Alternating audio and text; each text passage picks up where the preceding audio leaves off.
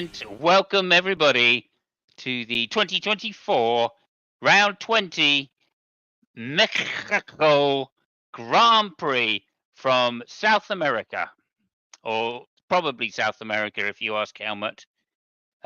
Marco Helmut. Helmut Marco? Can't remember his name. It's got an H in it, I know that, so it's Helmut, so it must be his last name. So it must be Marco Helmut. Okay, moving on. I've got some. Yeah. Anyway, I thought about that, Fabio, but nonetheless, you weren't there to see it, were you? To correct it. So, what can I say? Yeah, no, I missed that. Yeah, absolutely. Anyway, look, welcome everybody. Is there anybody? I don't know. No, there Maybe isn't. someone. That's all right. They'll see it later. That's why it doesn't matter if we have a rambling intro, because they can just forward past all this shit. In fact, I'll give you a time link. Try 3 minutes. Just go forward to 3 minutes, and then we'll start the show from 3 minutes in. In the meantime, here's some waiting music. 3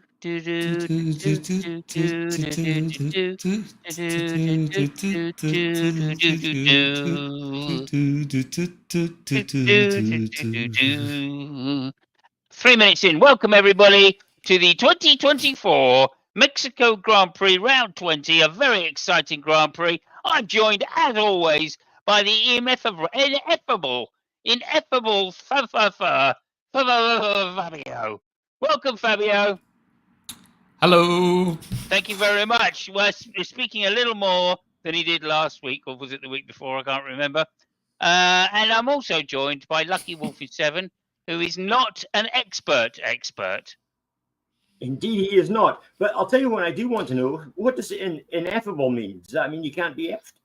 Yeah, no, it means his real name is Abio. Ah, okay. He's got no F. There you go. Ineffable. Wow.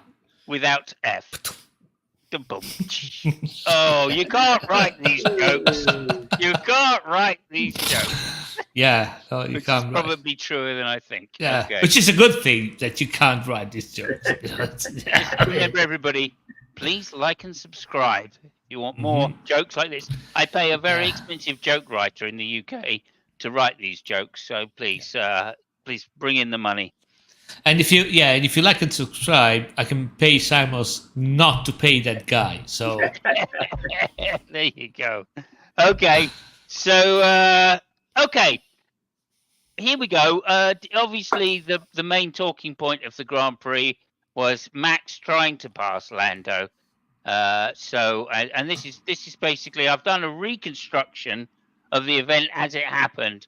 This is just before they went out of bounds, by the way. So there you go. That's what that is, Bub. If you're watching later, you'll be able to have a little. Oh yeah, I know. Other than that, we're going to do a quick race review. When I say quick, I'm going to. What did you say? Double the speed. Should we double the speed? Yeah, we'll double the speed. Yeah. Okay. Here we go. Okay, so qualifying was amazing, wasn't it? Yeah. Very funny. Sainz on first place. Basically, Max Verstappen, second place. Third place was Lando, and then fourth place Leclerc. So it was kind of weird because the second and the first rows should have been reversed if the general speed of the cars was right. But it was just a very tricky qualifying session. The circuit was still pretty green, and there's not much grip around this place, I can tell you, with the lower aero downforce going on. Then, of course, it was Lewis behind that, and Russell on the third row. And way back, keeping up the rear, was, of course, two of our favourites. Perez helping Verstappen out as usual by his usual thing of not getting in his way at any point at all in the race. And also Piastri helping Norris out in his usual way, which was either overtaking him in a really dangerous way, which we'll come to because that was going to happen, or not being anywhere around to help out even the team. Anyway, he's a team player. There are some rumours, by the way. I don't know if you've heard these rumours, Fabio. But there are some rumours that he might be moving to Red Bull, Who? Piastri. Gasly? Oh, okay. Hmm. Hmm. Yeah, I think if I tell you the source of the rumours, you may understand a little more. The Okay. source of the rumours is Helmut Marko.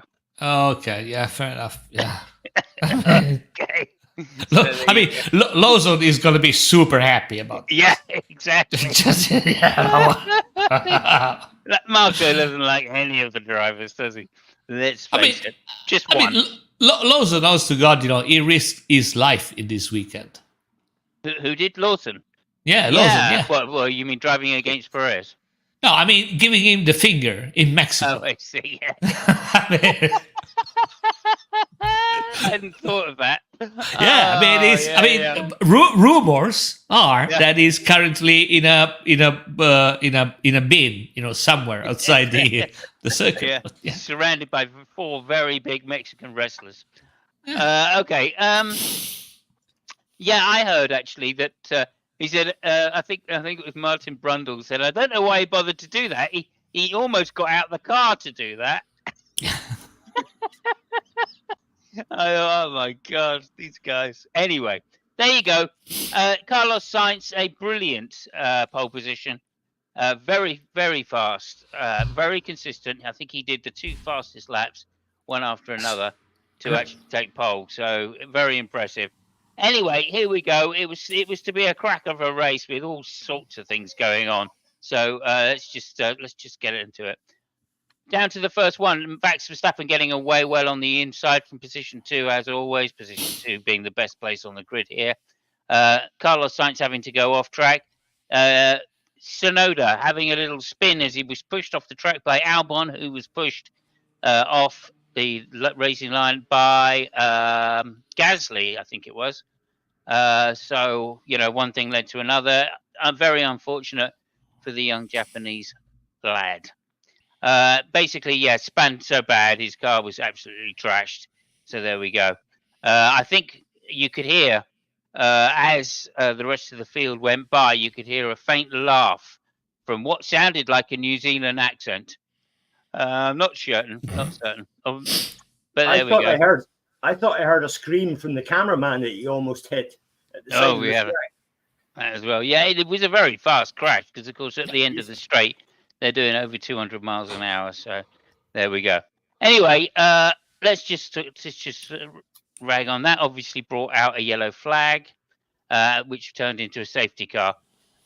It was just an unfortunate racing accident. I don't think Albon had much choice because otherwise he would have crashed on the inside, which would have been even worse, of course. So again, there we are. But yeah, Yuki backwards into the barriers. Not nice.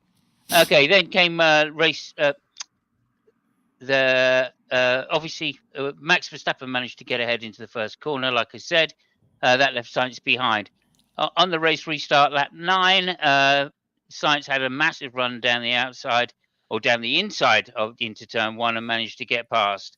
A fantastic overtake, the cleanest thing I've seen on Max since his mum wiped one of his bibs once. It's the cleanest thing I've seen on Max Verstappen. So there we go.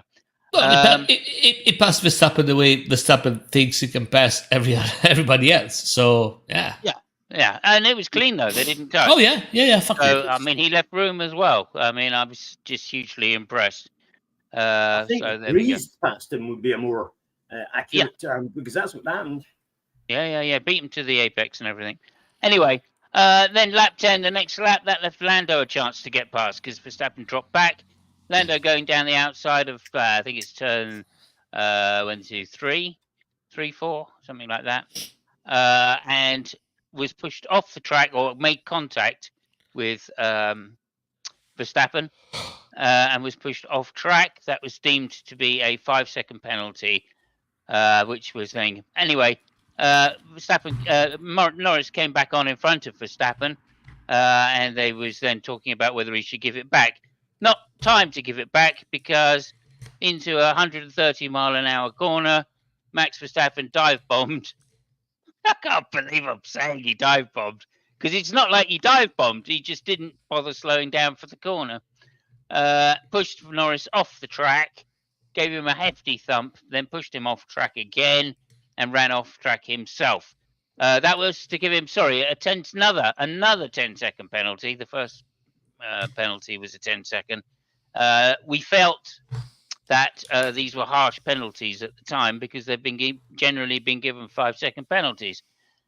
But it turns out there was a reason why there were 10 seconds and not 5 seconds. So that was to happen. So in total, Verstappen got 2 penalties on the first, by lap 10. It's lap 10 that happened. But obviously, most of those ran under safety car.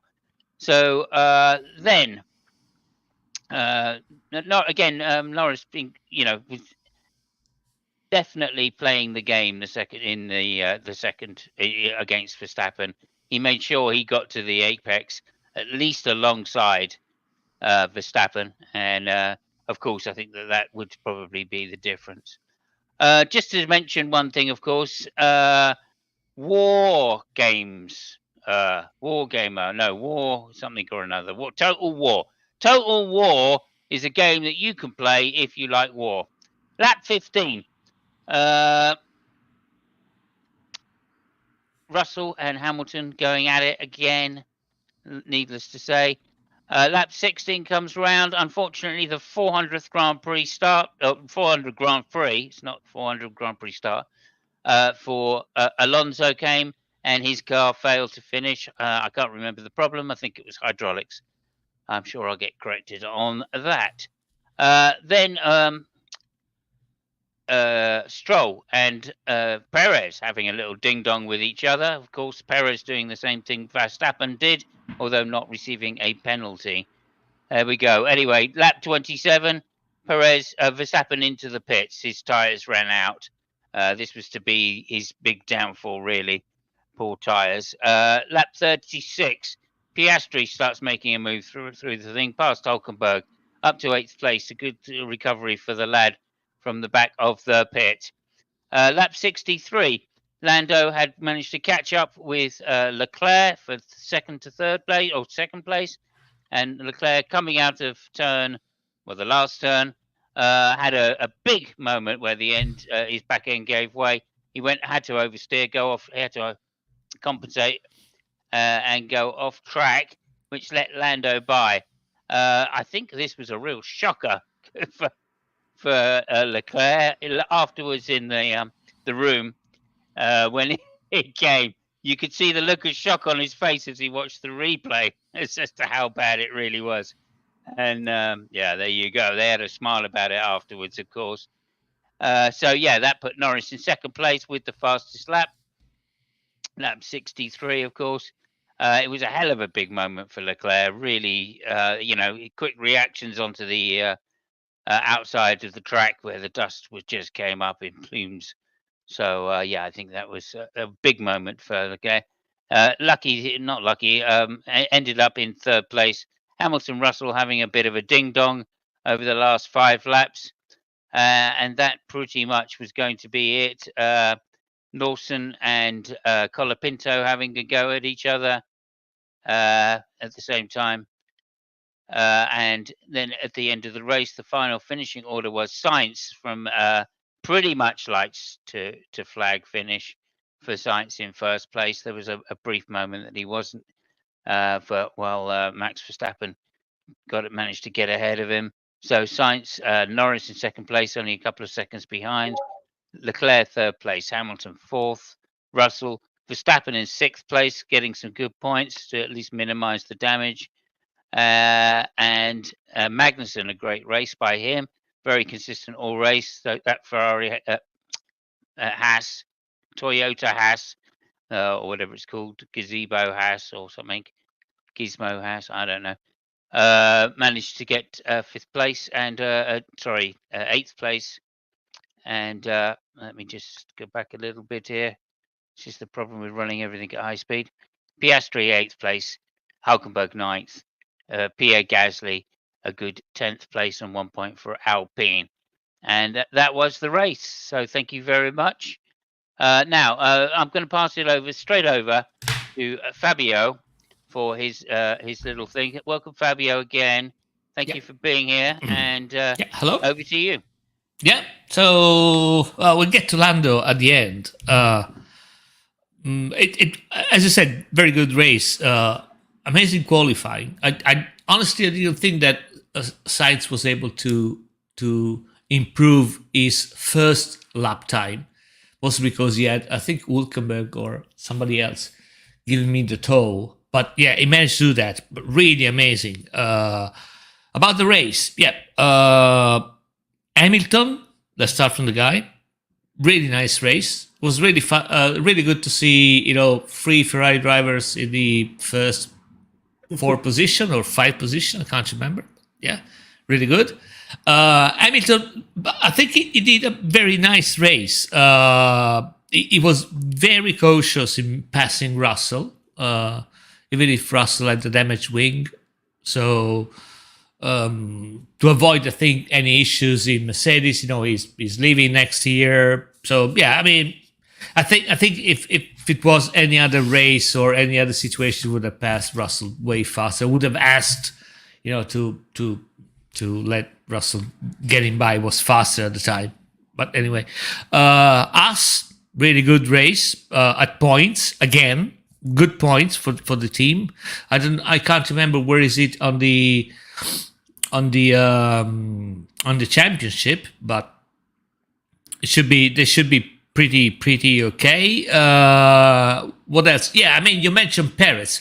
Well, you missed the point. I mean, Perez was actually covering Verstappen from Bottas and Zhou. So yeah, he made his job, by starting at the very back. It was, I mean, in Red Bull, they're really keen to cover all the bases and say, we don't never know if maybe Bottas can have a fantastic race. So we better put Perez there and have him there. Actually, it was really, really weird because, in my opinion, they should have stopped him, just to save the engine or stuff like that, because he had the car was really damaged and he had no speed. We saw what Lawson did to him, how quickly he was able to pass him. But they apparently decided not to because, it's Mexico, it's his home race. Yeah, I don't know. Bloody parrots. What else? Okay, Sainz. As you said, Sainz is, had a fantastic weekend. Kudos to the guy because, after Austin, he declared that he wanted to win another race before the end of the season with Ferrari, and he just did it the next weekend, in Mexico. And you can't really, you can't really find any fault in what they did in the weekend. Actually, I read some rumors, some people say, are we really sure that, that we did a good deal, by taking Hamilton instead of Sainz, because Sainz seems to be, amazing. And it's a shame that he will be driving. I mean, not to piss on any team, but it will be driving for Williams, and to me, it's incomprehensible how teams like Red Bull or even McLaren, that they didn't give him a seat, because I mean the guy is on fire. Granted, Ferrari is a very, very, very good car. I think right now is the I don't know, first or second best car on the grid, with McLaren again being first or second. Red Bull is definitely third, and Mercedes fourth. So he has a nice car. He has a good car, but is not that much superior as from the other cars. The way that Verstappen used to have. So yeah, quite incomprehensible. Fifth victory for Ferrari in the year. Last time it happened was in 2018 with when Arrivabene was team manager. Vasseur already said that he wants to tally that number to 7. So we still got, I think, 4 races. We'll see what happens. So it seems to me they really got, the once you start winning, you want more. So yeah, there is that. And last but not least, let's talk a little bit about Lando. So First of all, I disagree with you about the qualifying. Lando on purpose didn't get the pole because he thought, hey, that's the only way I can have a good start. So there you go. It was a perfect plan, by Lando Norris. Now the thing with Lando is, and then I want to pass, a question to you guys. Well, first of all, he knows exactly how Verstappen behaves in the corner, right? He also had somebody else, Sainz, just minutes before, showing him how you pass Verstappen. And still, he found himself in that kerfuffle. After, the whole accident, Norris didn't pass Verstappen, even if he was faster than him. And so, and this is the question to you guys, because, I've read, different comments about that. I've read, comments about people telling, oh, no, Norris was smart because Verstappen was racing Norris, basically. He didn't care about the Ferrari. He just wanted to race Norris and get ahead of him, which is comprehensible. I mean, he's ahead in championship, so that is what he should do. So Norris didn't even try to pass Verstappen. He knew that he had 20 seconds, or 10 seconds at a time penalty. So he waited for him, to pit. But in doing so, I think he seriously compromised his race, because I think, well, people say it's a little bit less, but I think it was about he lost 3 seconds behind Verstappen during that period of time, and thinking that he got only 4 seconds or 5 behind Sainz at the end, he would have been in a way better position, at the end of the race, and he might have gone for the victory, which is what Norris needs to do. Verstappen needs to arrive ahead of Norris, but Norris needs to win the fucking races, especially in situations like this where Verstappen was seriously compromised by all the penalties. He would have a very good chance, to get back some points, and he didn't. Now the question to you is exactly this one: was Norris smart in behaving like that and getting out of the problems, because he knew that an overtake, Verstappen would have bumped into him and everybody out, and it's actually a good thing for Verstappen? Or was it, a little bit of a, for lack of better words, well, I don't want to say chicken, but was it a little bit of scared about the situation, saying, no, this is how I have to behave because he's going to put me outside and I need to get points, blah, blah, blah, like that. So that would be my question. Yes, thank you. Yeah, we will definitely get to those. And basically, I'm going to throw it straight over to the not an expert for he'll probably give you a little race read and an answer. I should think there will be an answer incoming, Fabio. I need an answer. Don't think we're scared. Just don't think we're a little scared, because we're not. We're ready to answer. Okay, so I'm going to pass it over to not an expert. Welcome, Lucky. How did you find the Grand Prix? How was your weekend? And what to say you about Lando to our young colleague here, Fabio? Okay, we'll save Lando and Max till the end, I think. Firstly, 3 in a trot for Ferrari.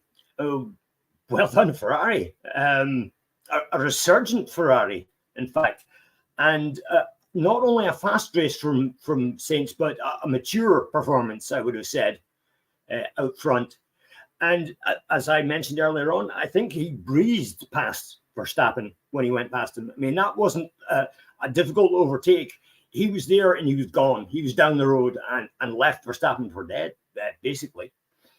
But first things first, reportage de Colapinto.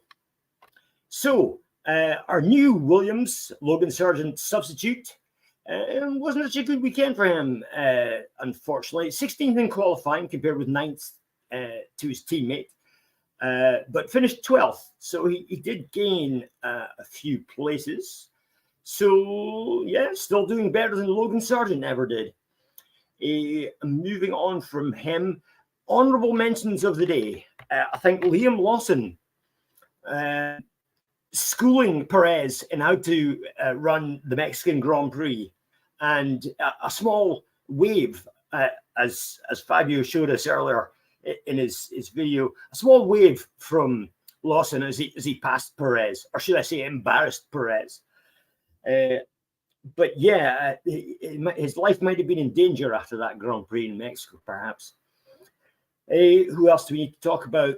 Shitty pants moment of the day and best save of the day goes to Leclerc for the turn coming onto the start-finish straight just before Lando Norris passed him.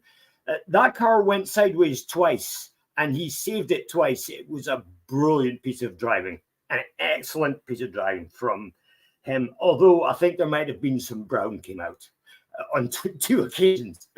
Who else was there? Russell and Hamilton. Now, after all his qualifying crashing, Russell was left with the upgraded car. So Hamilton had quite an advantage as far as the car was concerned, but Russell still managed to keep him behind in the early stages of the race, although later on Hamilton just seemed to have the legs on Russell by quite a bit. So that was interesting. Where else has happened? Yeah, sorry to interrupt you. Russell had a damaged wing, so that was the reason why. Yeah. Right, I didn't realize that. Okay, yeah, well, that'd be the reason. Who else do we need to talk about? Another honourable mention for Hulkenberg. What was he thinking? He managed to come alive this race for some strange reason. I mean, he was into to Q3. That might have been an interesting spanner in the works. Who else do we need to talk about? I think that's perhaps about it. There wasn't much else excitement went on as far as the racing was concerned. The only thing, of course, is the Norris Verstappen incident. And Fabio, you pointed this out in Discord. This is something that's been going on for too long, and he got away with it. And he got away with it, as you said, because he had the fastest car. Okay? He hasn't got the fastest car anymore. And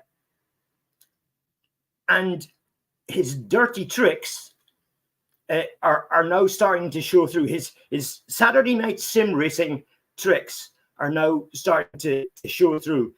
And just to give you an idea how slow he was this weekend, Verstappen only had the 13th fastest lap in the race.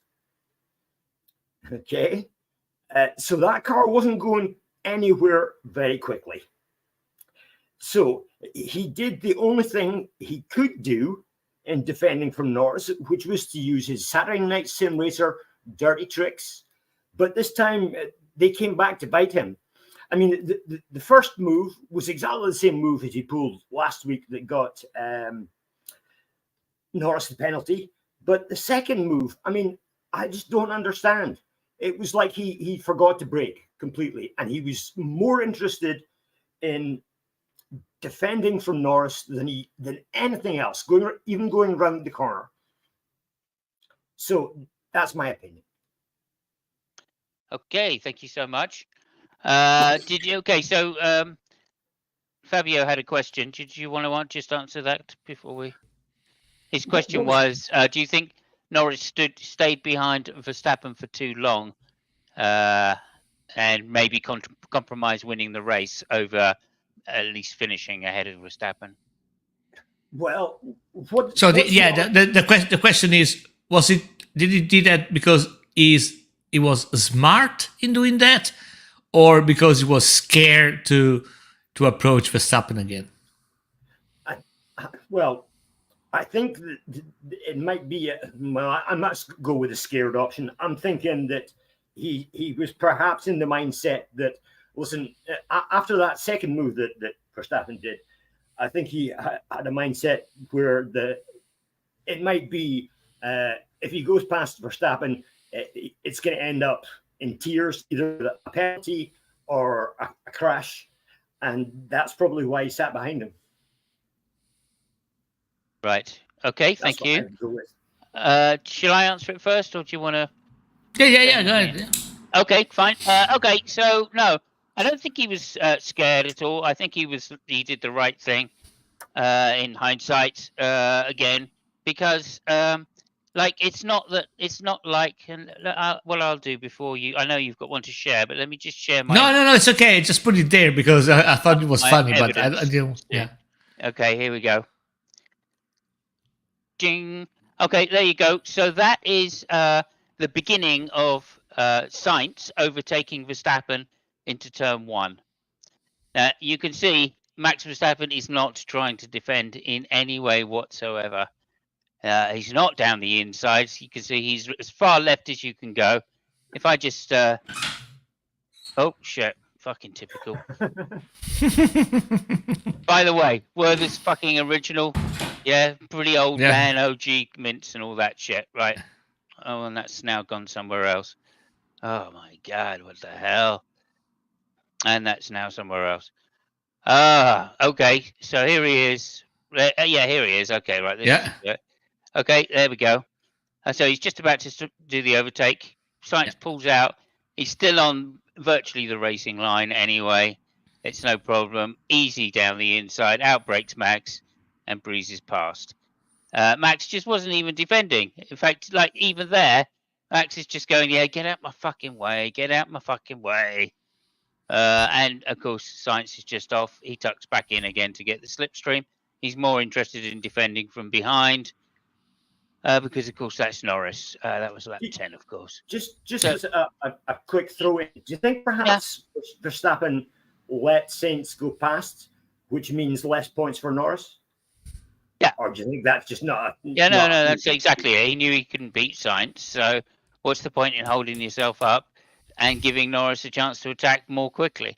Sure. Well, I mean, I said it before. Verstappen made a perfect race. He was racing. He was racing Norris.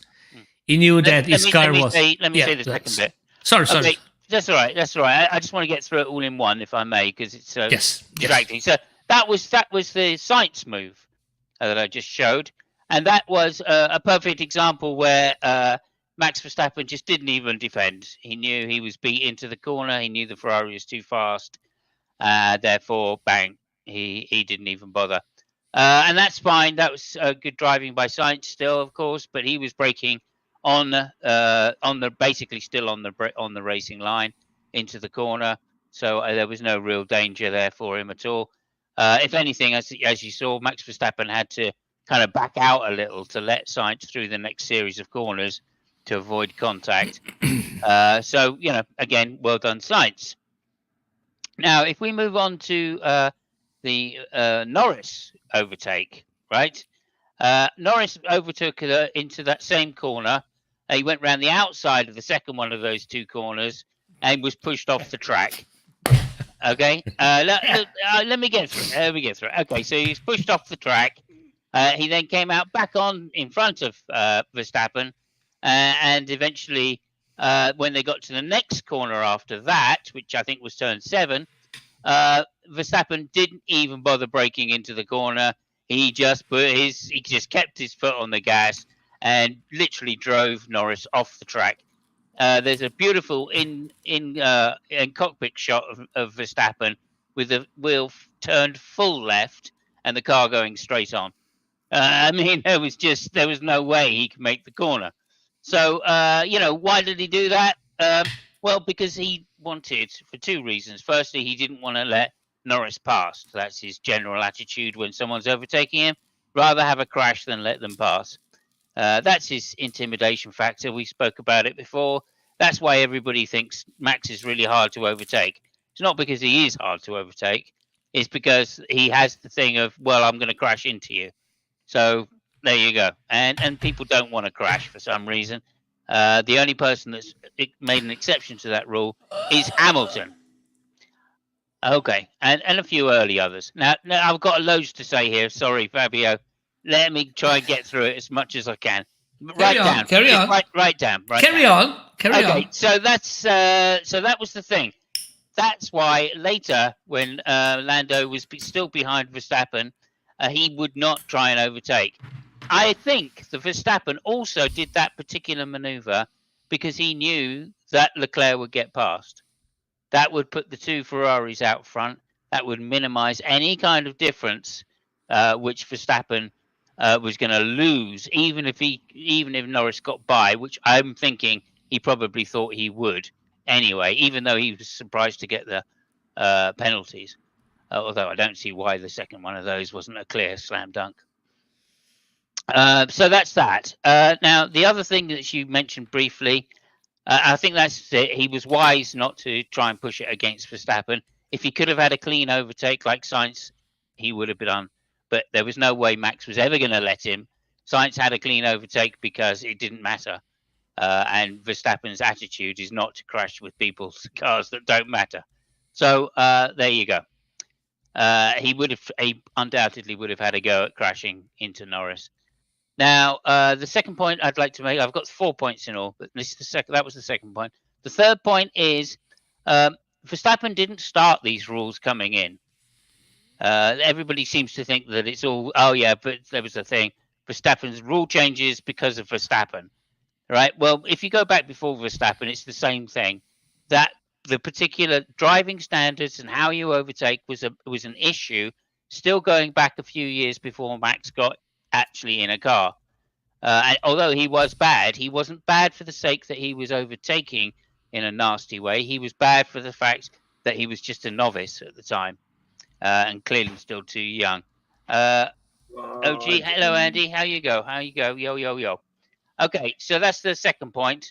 I remember, and particularly Grosjean having issues as well with overtaking and not quite knowing where the limits were. And he was slapped quite heavily. He had a ban from, I think it was 3 GPs I think it was 3 GP ban.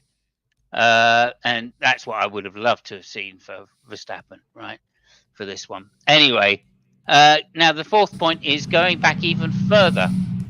I saw a video today of someone showing me the Jacques Villeneuve incident with Schumacher.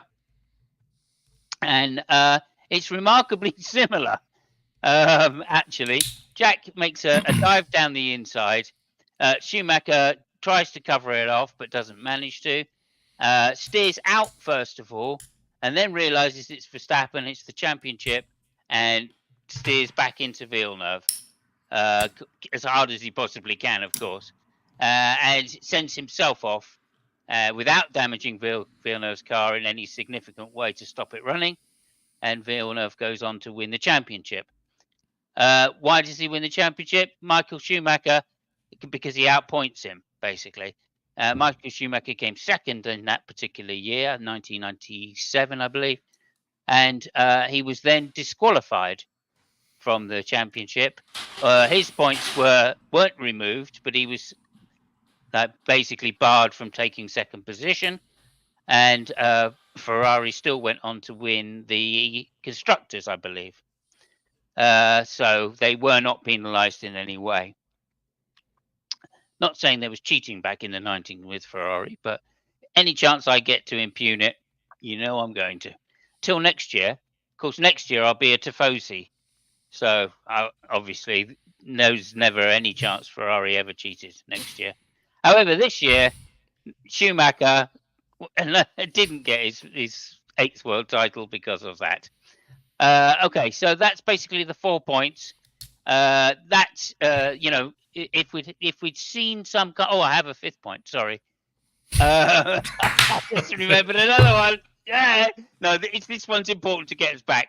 So basically, all of that is to say, Schumacher was disbarred from a world championship run.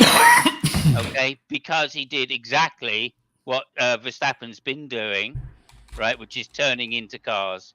Right, even if they're on the outside, running them off the track, or like at second turn, which it would undoubtedly have happened in that particular race. So I think these guys have got to start taking penalties against Verstappen, and that will be the end of his career pretty much. He'll be out of Grand Prix racing because he won't be able to stand it.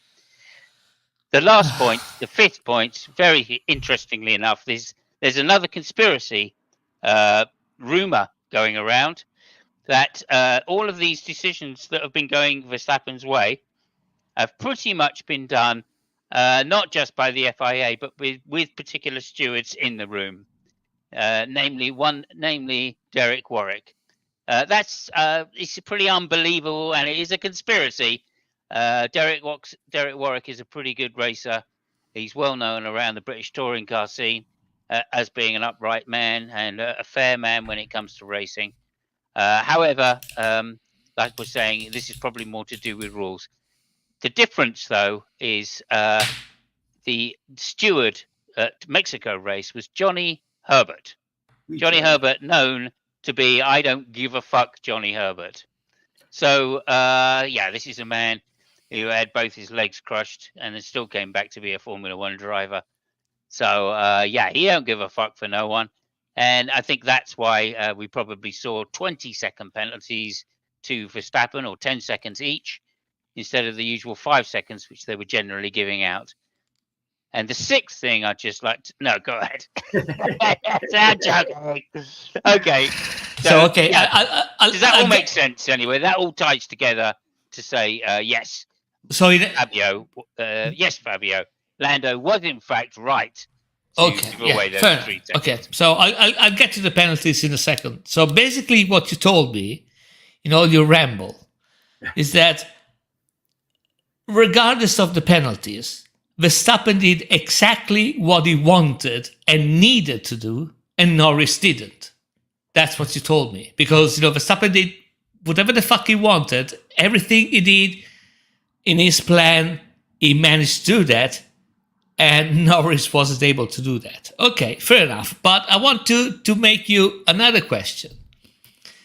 If instead of Norris, there were people like, I don't know, Piastri or Leclerc or Russell or Lawson, if they were in Norris' position, do you think they would have behaved the same? Yeah, I think pretty much any driver. Do you really? Hang on a minute. And I've got a caveat to why. Well, I mean, it's a simple yes or no answer. Well, I answered yes, right? And the reason I answered yes, okay, is because when you're in the position that you can win the world championship, that whole give a damn overtaking just goes out the window. The only reason Verstappen has a give a damn attitude is not because his driving style is like that. It's because we're not talking about Verstappen. We are talking about Norris. We're talking about Norris and what Norris didn't do. We're not. Exactly. I mean, we already established that Verstappen did whatever the fuck he wanted, and everything worked his way. Yeah. So we have established that. No, I don't think we did establish that. Well, yeah. I mean, you said that. Yeah. We have established that in that situation, Verstappen was the better driver with a better tactical vision with an inferior car compared to Norris, and he did whatever the fuck he wanted. I'm disagreeing with that. What do you mean you disagree with that? Tactically right to stay behind. His car wasn't as fast as the Ferrari. No. Listen. Verstappen would have crashed him out if he tried. No, listen. Norris' tactic cannot be to stay behind Verstappen. Because if he wants to win the World Championship, he cannot stay behind Verstappen. Yeah, he has to go ahead of Verstappen. The championship doesn't finish at the end of Mexico. He has 4 races left. 4 races left, right. What is he waiting for? So does he want 0 points or 10 points? Well, what is he waiting for? I mean, it's not that the last race is giving you double points. No. I know. Yeah. But we don't finish at Mexico. But now Verstappen can do whatever the fuck he wants. He can arrive third or fourth every race, and he's going to win the championship anyway. Right, Unless okay. Norris starts winning races, Yes. and that was a good chance because Verstappen had a really dog of a car, Yes. right? Norris was faster than him, Yes. and yet his brilliant tactic was to stay behind Verstappen. Yeah, I don't think saying it's a dog of a car when it was second on the grid is probably not quite accurate. However, I mean, the race pace is terrible, from Red Bull. It's I really agree. terrible. Look, I'm not saying that isn't the Yeah. case, right? What I'm saying is it was apparent to me that the McLaren wasn't that much faster, certainly down the straight, but with the energy deployment. Although again, that's a bad thing as well, right? But with the energy deployment as well, it wasn't that fast to get by. Verstappen, hang on, let me say this. No, but it's okay. I mean, if that's what you think. Verstappen would have defended to the inside and was defending to the inside every time down to turn one. He never did that against Sainz. This is why. Yeah, but that's why Norris out if any chance was possible. The only chance he had was down at turn one. That's it. So no, should he go past? Well, if he can, yeah, and he certainly tried, but the car wasn't fast enough to get down alongside Verstappen before the end of before turn one. Where else are you going to overtake round there? It's notoriously difficult to overtake round. Listen, I don't know where you're going to overtake him or how you're going to do that. That's not my job. It's Norris' job. If he wants to win the World Championship, he has to get ahead of Verstappen. Agreed. That is. I mean, agreed. That is not even on dispute. No, absolutely. That's the bit. And also, no. Sorry, let me go. I strongly disagree that people like Leclerc or Piastri would have behaved the same way as Norris. I totally disagree. They would have done, whatever the fuck they needed to do that. So that is something that I'm not really agreeing on. But I mean, okay, but I understand your point. I just want to move on, to the penalty things. Right. So the first thing, I don't agree with what I'm not completely what Lucky said. I think at the tail end of when he spoke, he talked about dirty tricks, by Verstappen. Yeah. I think we got to have an understanding of what dirty tricks mean. It is super clear that everything that Verstappen did, especially in Austin or whatever, the by the book. Okay, there is no question about that. You can say, okay, it's badly written or whatever, but they're by the book. I think that the penalties, and by the way, that's a new world record from Verstappen. He got 20 seconds in one lap and a half. So that's another world record for the guy. I think that the FIA wanted to send a message, to Verstappen, and the message is they want him to stop doing whatever the fuck he does, which I will explain in a second, without having the FIA to change the actual ruling, because again, so and now they're gonna examine with a fucking microscope everything that he does. And this time, Verstappen is going to be 150% sure that he's on the legal side, which he wasn't with Norris in 2 times. But again, 10 seconds is a lot. Usually it's 5, and they gave him twice. So I think that is a clear message telling Verstappen, listen, you got to stop what you're doing, because what Verstappen is doing is basically exploiting the rule. And, it's the rule we talked about last time. If you are ahead of the apex, you got right of way.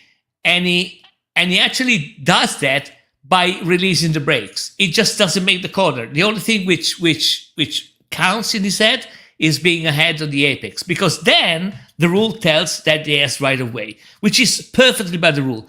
But they want him to stop doing that because, they realize it's an impossible situation, therefore, because, everything goes to shit. You are ahead of the apex, and then you don't do the corner, and the other guy is just pretty fucked, especially because it defends on the inside. And I think they want to do that without rewriting the rule. They just want to tell him to stop. I would add, and then I will quit, that they should have realized. I mean, this is what Verstappen has been doing since 2021. The reason why nobody has noticed after the championship with Lewis is that he had such a superior car that he basically never had to do that anymore, because he was just getting on pole, starting the race, and bye everybody, because that car was so much faster, and the package was so much faster, driver and car, that he didn't need. He never had to do that anymore. But that's what it has been doing since 2021. Now he's in a bit of a predicament because the other guys have got as fast, if not faster, car than him, so he's way more engaged in combat, and he's doing exactly what he did in 2021. But I want him to stop, and I think those 2 penalties, really harsh, was a message. They also gave him 2 points on the license, if I'm not wrong. Yeah, I think so. So yeah, I mean, I think it's way less a conspiracy rather than a message that's been sent to the guy. No, the conspiracy wasn't about. The conspiracy was about the FIA and their. No, I understand. And I still think he was harshly judged because Johnny was there. He is a kind of a Jackie Stewart type figure, because hang on, because he's had such horrendous accidents in his career. That might be the case due to other cars being negligent. I think I'm not discounting that. I think that was part of the picture. I think there's been some internal. The last bit. Whereas Warwick, because he came from touring cars, right, where they're used to hitting each other a lot, he doesn't give a fuck. He doesn't think that driver safety is such a big issue, and I think that's an unconscious bias, right? Not such a big issue. No, I'm not compared to Herbert, right? That's all. I'm not dismissing that point. Yeah. I'm just saying that I think they had some internal conversation about that. I think it would have happened even if some other steward was on the panel. But yeah, I mean, I get your point. I see what you're saying. Okay, let's pass it over. There's a couple of things. I've got this ready to share when you want it. Okay. Okay.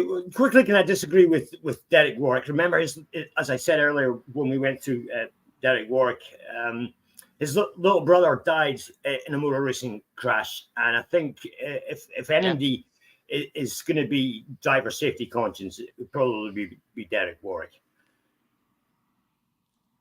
Right. But anyway, so listen, you said from 2021 that Verstappen's been behaving the way he has. Simon is going to show us a video. This has been Max Verstappen's career. Yeah. It's been this dirty driving. And Simon was always like this. Yeah. Yeah, Simon's going to quickly show us a video. I'm sorry, before you do that, can I just say one more thing? We got to be super careful by comparing things which happened in the past, which was happening now, because the rules were different. Very true. So let me address that. Let me just address that, because you're absolutely right. Last week in Austin, Max was ahead at the apex. That was clear. The actual rule, as I've since looked it up, is not that the overtaking car has to be ahead. It has to be significantly alongside or ahead. Yes. There is another leeway there. You're right. Have to be front wheel to front wheel, and then that's enough. Now, let me finish. So, which is the case with Norris into turn 1, right? Because I think it was Sainz was right ahead of him. Right ahead on the inside of Verstappen. You're talking about Austin? No, this Mexico. Okay. Mexico. So I think it's turn 3, is it? So sorry, 1 is turn 2. I think it is, in fact. So anyway, at turn 2, Norris was completely alongside Verstappen, right? He wasn't ahead, but he was completely alongside. So I just want to make sure that that's clear, because the rule is alongside or ahead. It's not only ahead. Okay. Yeah, they mentioned. Sorry, just a quick. Because we're being extremely precise. I think that the rule mentions something about the mirrors. So you got to be ahead of some point. And also the rule makes a distinction between passing somebody on the inside and passing somebody on the outside.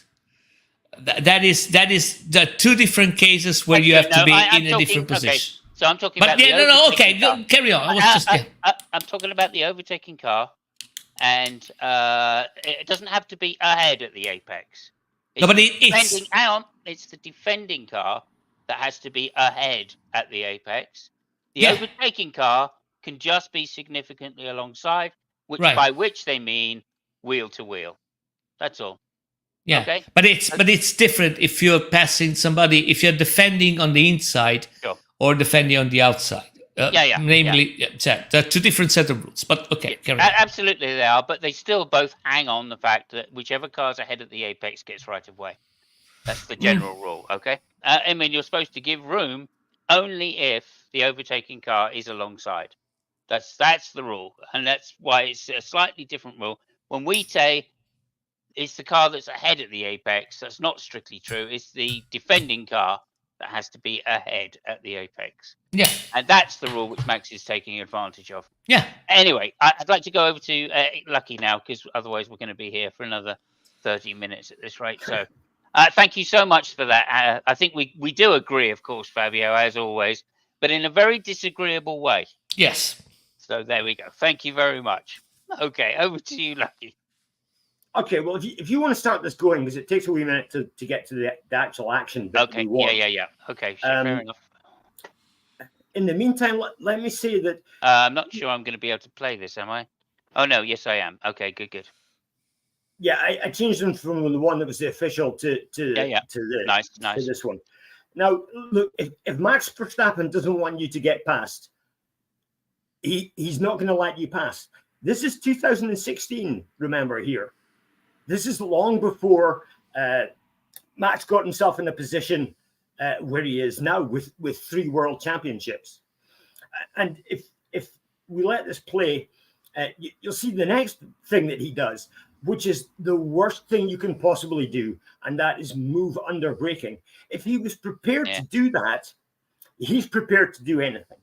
But here's the thing, and it's kind of follows on from what Fabio's been saying about Norris in front or behind him. Now, this look what he does to Raikkonen there. If Raikkonen had hit him, it would have been curtains for both of them. That's like a 200 miles an hour accident. It was ridiculous. If Max doesn't want you to go past, you ain't going past. But here's the thing. He's now got himself a pretty much unassailable lead in the World Championship. All he needs to do is keep himself in the top 5, and he's going to win. He doesn't need to do these dirty tricks. These are not the actions of someone who's a 3-time, soon to be perhaps 4-time world champion. No, I agree. They're more like the actions of a 7-time world champion. Hey, see what I did there? I did. Thank you very much. Thank you very much. Yeah, so you should have said absolutely. Yeah, that Spa one is telling. The first overtake, as he blocked or pushed, he literally took his foot off the brakes in order to go. And again, that's 120 mile an hour corner right there. So that ain't slow speed. And I think that's why, like, the only person, like I said earlier, really to challenge Max in the correct way has been Hamilton, just by leaving his wheel in and going, yeah, all right, yeah, doesn't matter. I'm just going to leave my wheel in there, and if you hit it, you hit it. And of course, I'm sure Hamilton, being the expert that he is, did it on one of the fastest corners in Formula One. There you go, Max. Have your big accident. If that's what you want, you have your big accident. Yeah. And that was, that's why I think Hamilton just shut down on the whole conversation. about Max, because he went, well, I've tried to teach him and he's still doing it. I, yeah, I think Hamilton's words on the whole situation are actually probably the sanest that I'm hearing from F1 at the moment. Yeah, but like you said, it goes back right to the beginning of Max's career. Then people were saying, "Oh well, he's just inexperienced. That's all that is. He's just inexperienced, and he'll learn and settle down. He'll mature, and he'll start winning." Of course, he started winning because he had the car, not because he was mature, as we found out. And this is part of his personality. But I think it's worth pointing out, and Fabio, I want your opinion on this. Like Max's dad, Jos, was of course very close friends with Schumacher when he was a two-time world champion, right? 1 and 2-time world champion. Knew exactly what Schumacher was doing. He couldn't do it himself, of course, but he knew exactly what Schumacher was doing. They were good friends. They must have talked about racing tactics, etc., etc. And Jos was there through all of the years that Schumacher was pushing people off track, making it very difficult to go around the outside, and doing everything that Senna said that you should do to be a great champion. Right? So let's not forget that, right? Senna, of course, didn't get to the point where he was driving into people. Of course not. Cars back then were much more dangerous than they were even in Schumacher's time. And I think that is a lot to do with Max just being, who cares? He knows he can take a big G accident, no problem. And, do you remember, Villeneuve, right? Remember Villeneuve at Eau Rouge that one year where he said, I'm going to take it flat. And he wrote off two Formula One cars in the process of trying. Brilliant. Fucking brilliant.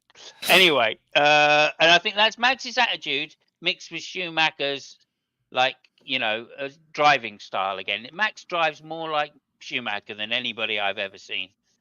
And, I think he doesn't just drive him like in terms of the lines that he takes, etc., and his raw pace, but also in terms of his defending ability, his overtaking ability, etc., etc. And like everybody knows, Schumacher was a very fast driver, but he was dirty as hell. And that's why he was 7 times world champion. Again, and just to finish up there, to round it off with what Lucky said, Hamilton, that's why Hamilton is such a great 7 times world champion, because he never used those tactics apart from potentially the 1 year when he was so close to being a rookie champion. I think towards the end of that year, he started trying to get a little more, forceful, shall we say, to try and get points, especially with Alonso. So yeah, that's my opinion. Yeah, I mean, yeah. Again, I think we got to be super careful by comparing, all things. I understand what you say about his father and Schumacher, but I think it's more like, so I think that the way Schumacher drove and Senna drove and whatever was, what was happening at the time. It was also different. I mean, things were usually dealt between drivers. There was some really stern conversation, and so everything was dealt a little bit differently. That's what I'm saying. I'm not saying it was better or not. Also definitely dealt with differently. Yeah, I mean, Senna was the first, just to say this, driving style. Senna, of course, was the first. He used to feather the throttle through corners in order to keep the engine speed running. That was something that Schumacher did naturally as well. But Schumacher did it on a different line to Senna. Yeah, I mean, driving style. Everybody, of course. Particularly fast and particularly works as a very gentle turn-in, which means you can have a very sharp-nosed or front-end car, Yeah, it's different. But, the thing which is different with Verstappen right now is that what he's been doing, and again, they want to stop doing that, but they can't change the rule right now unless they rewrite, the rule book, in a significant part. They said they're having a meeting at Qatar to change the rules. Yeah. But anyway, they will have to change the rules because, again, what other drivers did was was at the time questionable. I don't even remember what the rules were at the time. But the difference is that what Verstappen has been doing is actually by the rule. This is the big problem they're facing right now. They wanting to change behavior without having to change the rules. That's why I was saying they're gonna put him under the bloody microscope every time. One last thing about the video you showed before in Spa. Yeah, I mean that was really difficult driving, and I remember Raikkonen complaining a lot about how Verstappen was driving. He said, this guy's got to change because he is going to change. There's going to be a really bad accident. People is going to get hurt, and he was right. Okay, so first of all, anybody which does that which has the balls to do that to Kimi Raikkonen, I'm not saying he's right. But at that time, Verstappen showed he had massive balls. Because believe me, I wouldn't want to put myself on the wrong side of Kimi Raikkonen in anything at all. So that is one thing. The second thing which is missing from the video is what happened before. In that race, Verstappen had an accident with both Vettel and Raikkonen at turn 1, and he actually thought. I can't remember the details, but he said he was squeezed into the corner, by Vettel specifically and stuff like that. So when he got to that point that he saw a Ferrari on his back, he was already fuming. He was, out of his mind, because in his mind, he's been already, something wrong has been already done to him. And he was young. It's not an excuse. I just want to put, that particular race that you showed in context. Okay, fair enough. He had a lot of issues that first year. Even the second year, he was still gaining penalties. I think that was his second year.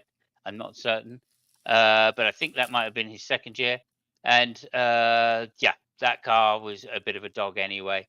So he's very much like he's in the situation right now, and that's why I think we're right to talk about what happened back then and before that, right? And like saying, even going back to, I think it was 2014 when they changed the cars to have like 80 overtakes or something in every race or whatever. And that's when these problems first started coming up, right? Of like trying to define the rules ever closer. And that's why we have this loophole in the rules now, as far as I'm concerned, which is to say they had to define that the car overtaking had to be ahead or alongside at the apex, which is the problem, right? It's the main problem, because that's giving you the loophole that Max is using, because only as a secondary thought is whether the cars run off track, right? And that's what they've been saying, or Russell was saying last week, is we need to make it so if your car does not stay on track when it's doing that, right, then that's a worse penalty, right, than just being ahead at the apex, right? So, there you go. That was kind of the attitude that the drivers are trying to take. They've said they're going to talk about it in Qatar, and the FIA have said that they will change this or relook at this. Haven't said they will change it, but they've said they will look at it closely, and they recognise there's something wrong with the current system. They'll look at it closely for next year. So there we go. Over to you, Lucky. I'm ready to share when you say. Well, you can share it right now if you like. Okay. I think it's quite interesting what Verstappen says in this and what has transpired since this was done. Okay, I'll play this now then, yeah? Yeah, sure. If your kid says, I want to be a Formula One racer, would you encourage it, or would you say, get it out of your heads? Don't want to do this. We have never had any sort of argument in our friendship. I think this could be the first time we could have some argument if our two would be racing each other. Because you want very similar age, so for sure they will compete to each other if they grow up and decide to go into go-karts. Okay. But I think horse riding or golf is a much better sport for our kids, isn't it? Yeah, or play tennis. It's dangerous as well. Horse riding is dangerous. If you drop off a horse, you're in deep trouble. No, but for me, if it really wants to, I mean, Formula One is very far away, and you never know what happens after 15 years. But if I really will help them whatever he wants to play. If he wants to play football, I do everything I can to get the best team or whatever. And it's the same in go-kart or tennis or whatever. Yeah, well, we now found out that that wasn't quite the case, was it? Mm. He was going to be in Formula One if it killed Joss. But Yeah, I think so. there we go. Okay, I think if we put the penalty system to rights now, guys. Well, I mean, it's still open for question, of course. I do think Fabio is 100% correct in what he's saying here, which is that Jos is not, Max is not, breaking the rules in the literal sense of the word. Of course, he's definitely breaking the spirit. And as we've shown, I think quite successfully, that in years past, before 2000, champions were being banned for driving that way. And that's how things have changed. I think mainly that's changed because of the safety factor in these cars. We haven't had a driver pass away since, Bianchi, I guess, really, in Formula One. I mean, we've had it in junior series, but we haven't had it in Formula One. And of course, Bianchi didn't pass away because of, bad driving standards. He was an expert and a Formula One future star. And, the weather conditions conspired that day, and the tyres conspired that day to give him, a bad hand in what is a very tricky corner, along with, of course, stupidly, a safety tractor being on the circuit. So, I think because of this point of safety, where the drivers seem to feel invincible, even if they hit at very high speeds. Russell recently as well last week. Russell in the practice, of course, I think it was, wasn't it? Yeah. And Sonoda in the first corner there, going at over 200 miles an hour when he span, right? You don't get any bigger impacts than that, especially as the car went in the air. They just walk away from it. The issue, like I said before, really with Hamilton at Silverstone, in 2021, he left his front wheel in there and invited Max to have a big accident, and Max was not changing his mind. That shows exactly why we're having a big problem with Max now, because he has no fear. The kid is like he's got no fear at all to having big accidents. And, in years past, they led to dreadful consequences, and now they don't. And I think that until until he gets to realize that it's unacceptable to keep having these big crashes, I don't know what it is. And the only thing that I think will make it unacceptable for him to have these big crashes is much sterner penalties. And I'm not talking about giving 10 seconds every time anymore, or even giving drive-throughs, which I think he probably should have had for the second one, for his second penalty there. No, I think he needs to get disqualified. I think, if they'd banned him for 2 or 3 races, that still would have been probably too light. And, I think that would have given us at least an interesting race at the end, rather than this bullshit that we're going to have to put up with every single race now, which is, can anybody overtake Max if they're not a McLaren? I mean, if they're a McLaren, can either of them overtake Max?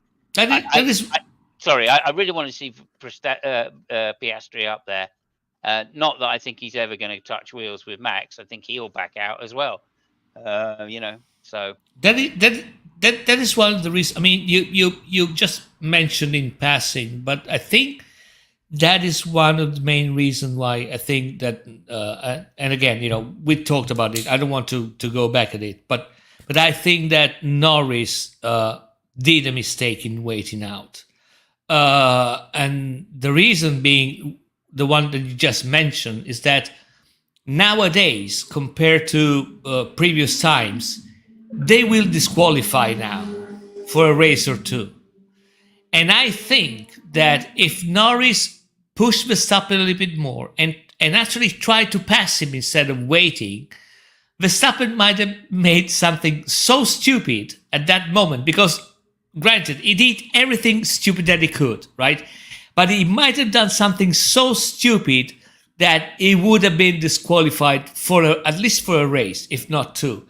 And if that happens, if you're Norris, even if both of you go out, and of course that's a good result for Verstappen, the next race there are good chances that you're going to race the race and Verstappen isn't.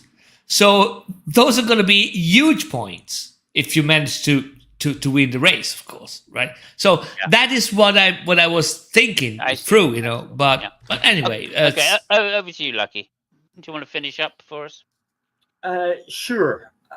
I think what Norris needs to do is what Mansell did to Senna.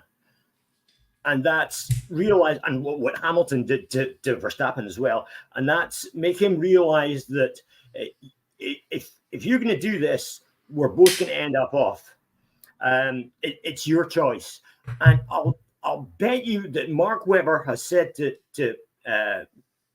Piastri, you're going to have that crash with him so he can gain some respect. And then Mark Webber did that himself with Vettel very early. Yeah, he did. Yeah. I think perhaps that would be the outcome of Piastri and Verstappen getting entangled. But I still think that the actions of a three-time world champion shouldn't be to run drivers off the road. I think we can all agree that it doesn't matter how many. Well, any racing driver shouldn't be doing that. Yeah. But then again, I remember an era where if you did, you were probably going to kill the person. So here's just the problem is that everybody remembers Villeneuve and Arnaud at Dijon, and nobody fucking remembers who won the race. That's another thing. To a degree, I mean, I've seen Hamilton driving at, again, side by side for half a lap with somebody and not having an accident. It's possible to do it. Like against It is possible, of course. Against Kimi, those two had a lot of respect for each other as being hard racers, and neither of them would give up. But both of them said, "Okay, well, I'm going to give you room because I don't want to crash. I want to beat you." Yeah, I mean, you do remember what happened in Silverstone with Leclerc. I think Leclerc and Hamilton, in the same corner that Hamilton and Verstappen collided. I think it was Leclerc and Hamilton. They basically found themselves in the same situation, a massive fight, but nobody got hurt, nobody got away. So it is possible. But again, you race against whoever you're racing with. So but you see, like, I think what these guys have got in common, right, is they want to beat the other person, right? And you can't beat the other person if you crash with them. Even if you're right. Even if you come off best and they actually go out and you carry on, that's still not really beating the other person, is it? And that's what I think they do. Whereas Verstappen, in this situation, just wants to win the championship. He's not concerned about anybody's safety. And of course, he's going to have a crash with Norris every chance he gets. Go ahead, go Fabio. Say. No. You're right. You're right. I mean, and keep in mind, I think Verstappen has changed a lot since the beginning. Especially, this year, I think it showed that he's getting points. He's getting any points he can get, which is really different from the beginning. So he has evolved in that way. Still, he's got that killer instinct that you said is. So I mean, he's like that. I don't think there's really. So I don't think you can really blame the guy if you get what I mean. Of course, you can blame the guy because he's the guy. He's the guy doing that. But it's like just you're saying, up to now, it's been within the rules. This one was over the rules because Norris was alongside. Right. However, I think Verstappen is going to end up as probably the most famous driver in our time that dies in a car crash because he's all right in Formula One. Yes. That it's pretty safe. They've got very strong survival cells, etc., etc. Now you start going into other formulas, right, and it's not quite the same, right? The safety standards are not as high as they are in Formula One. Everything isn't designed around the drivers surviving like they are in Formula One, right? So, like, yeah, those tethers aren't as strong on the tires. So you get tires moving around. The fuel cells, they use the similar sort of fuel cell, but it's still not quite as well designed as the Formula One fuel cells. So they carry more fuel in general in these other things, like in prototypes, etc. And by their very nature, the aero is less is either, well, it's more effective in one way, but it's less effective in another way because the roads they're driving on are much worse.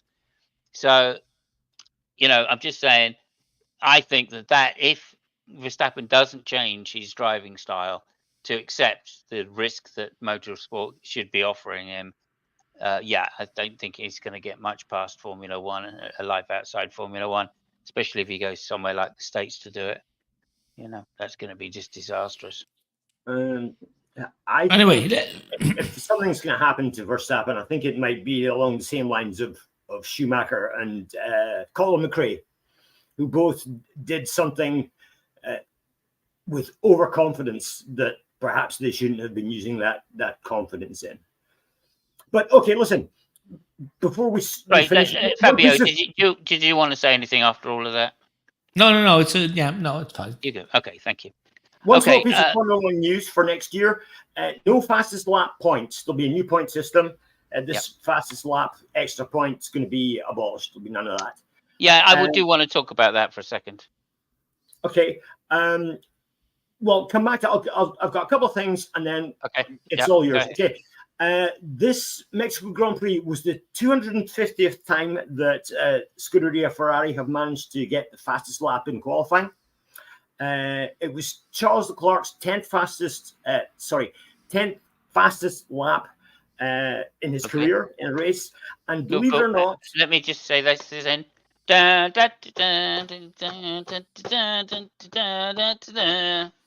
that's my Italian national anthem.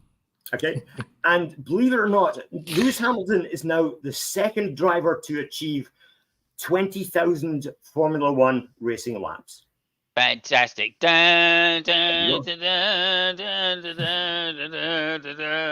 a death fucking mark. British national anthem. Oh, right, yeah. Got you. And that's it. Okay, so what was the thing I was going to comment on? You were going to comment on the fastest lap. Oh, yeah, fastest lap point. Thank you. That's a shame. It is a gimmick, no doubt at all. But like, I had one of the funniest things I heard over that whole weekend was, of course, Martin Brundle going, "Oh, yeah, it's a bit of a shame, really, because it usually gives us something to talk about at the end of a race." And I just went, "Oh, yeah, actually, that's a very fucking good point." Sometimes Formula One races are really fucking shit boring. And the only thing we ever end up talking about at the end is who got the fastest lap. Oh, to me, the silliest thing, in the race was actually when they stopped Leclerc to make a fastest lap, and then they stopped Perez to make the fastest lap. What the fuck were they thinking? What the fuck were they fucking thinking? Come on. I mean, leave the guy alone. I mean, he's slow as a fart. Right? He's running a damaged car, and you stop it to make the fastest car, and he ends up lapping 1 second slower than the actual fastest lap. Really? I mean, come on. Give the guy a break. I hadn't thought of that, but yeah. That's Jesus Christ. Yeah. Anyway, so I miss not talking about it. Okay, so I think that's the show. Thank you. We're 124 in. We've got one last little section, Fabio, you and me. Welcome to whoever's just joined us. Thank you so much for being here. Let me just go over to it anyway. God, I don't have it. Okay, never mind. There we go. Hello.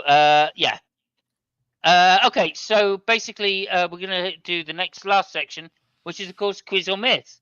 Is it a quiz? Is it a myth? Is it a myth, or is it a quiz, or is it a quiz, myth, or maybe it's a quiz and a myth, or is it just a quiz, or just a myth? Over to you, Lucky. We're 125 in, so we'll call it a quiz for today. It's round 20 of the F1 Trivia Intercontinental Championship. Fabio is still out in front, 12 points to Simons' 9. How did that Bob's happen? trailing a wee bit back on 4. Avanti and Odin are both sitting at the rear of the field with 1 each. Now, this is a very recent event we're going to talk about. Belgium 2022. There was something very special about the starting order of the cars. What was special about the starting order of the cars? Oh, I This is the can't first remember time exactly. I this- think it was because it was to do with they finished in the finish time. They finished at the practice, something like that. Well, that's normally what happens. They go out and do qualifying, and then the guy at the front. Yes. No, practice. Did you hear me say practice? Did it just shat on you all over? No, I mean, no. I think it did. I'm pretty sure it said practice. Rightly so, by the way. I didn't say qualifying. I said practice. Okay, well, that's not the answer. It Okay. doesn't get anything to do with practice. However, as Right. I said, it's how the cars lined up on the grid. So obviously something to do with qualifying. Right. But this is the first time this has ever happened in Formula One racing. Oh, okay. When was that? You said? 22. It was Belgium 2022. Is it the way they went out first in practice in qualifying? No, there was something. The order they went over the line. It was to do with how they lined up on the grid, Samus, for their actual race start. Yeah, how they lined up on the grid. You mean? Well, yeah. Right. Yeah. So, what decided the order? In other words. I'm saying nothing. Okay. I I think just gave an answer, but so. okay, I it's mean, not that either. Okay. so okay. I understand this is not going to be an answer. I get it, but that's the best I can remember. But I think that there was a massive amount of cars which either changed the engine or whatever. So basically, whoever made the fastest lap ended up like I would say at the bottom or stuff like that. But there was something about changing the engine or something which moved the whole thing. Penalties, right. Okay. Yeah. You're extremely close. with Yeah, that. but I can't listen. I'm just remembering something like that, but I can't remember for the sake of me any more details. So that's why I said I understand this is not an answer. So I'm Okay. super I fun. one last guess then, because I'm sure. going to cheat. I'm going to cheat and take it from Fabio and say all of the top 10 had engine penalties to some degree. So the 11th place was the pole position. Yeah, I mean, No, that- you're so close, guys. Take one more guess each. You're so close to what the actual answer is. Remember, this is the first time this had ever happened in Formula One. Okay, and it was the start order that's the main sort of thing you need to think about. Oh, hold on a second. I think I know. The first car, which I can't remember what the fuck it was, didn't start in the pole position. I mean, all the places were left empty. No, it's Okay, I've got one again, more you're guess. really then. close. You're really One more close. guess though. Everybody started in the pit lane. Well, they might have done, given the circumstances. I Okay, thought but- 22 was that terrible year anyway, which No, Anyway, you're thinking the rainy year. It wasn't Yeah. 22. Don't think- Oh, wasn't- no. No, it wasn't. No, it wasn't that year. It was a dry start. I remember. All right. Brundle I on don't the think we're going to start get line. it though. We've had several guesses. Yeah. By the Okay. way, later when Bubba takes a guess at this, if you get it right, just make sure you Yeah. come in next race and Yeah. tell us that you got it You right. get your Okay. point. Absolutely. By now, anything after this, it doesn't count. Go ahead. Okay. So, indeed, the problem was penalties. Okay. So I get half a point. Thank you. Do you know, you remind me of someone. Oh yeah, Max Verstappen. No. Well, just saying. I'm just saying. Okay. Listen, I am talking to my engineer in order to force a decision from the stewards, right? So that's what I'm saying. Don't you start that nonsense again. I'm doing that. I will. I can do that. I'm doing that. Points make So- prizes. Go on. Yeah. What did Verstappen's engineer say? There's an awful lot of whinging going on. I've never said my engineer is Lambiase, though. So there you go. Okay, so after qualifying for the 2022 Belgian Grand Prix, as Fabio said, there was a lot of cars got penalties. Engine changes, swaps, I think, was the biggest culprit, which resulted in none of the cars starting on the place they qualified. None of the grid started on the spot they qualified in. And that's the answer. There we go. Yeah, there we go. And that was the first time that had ever occurred in Formula 1. Okay. Although, Cheers. to be honest, Fab was half a honest- point close, to be honest. But Yeah, I'm yeah, gonna give him half a point because he's been whining. yeah. But to be honest here, if And the because first, Ferrari won 3 races in a row as well. If- He doesn't if- need any more. to be honest, If- it's not well explained because if the very first car, right, has a penalty, okay, then none of the cars start in the places that they qualified. That's not true. If they go all the way to the back, that is. So if the first car has to start at the back, then none of the cars start in the place they qualified because they all Well, move yeah. up one. So I'm just saying that was maybe not the best way of phrasing the answer.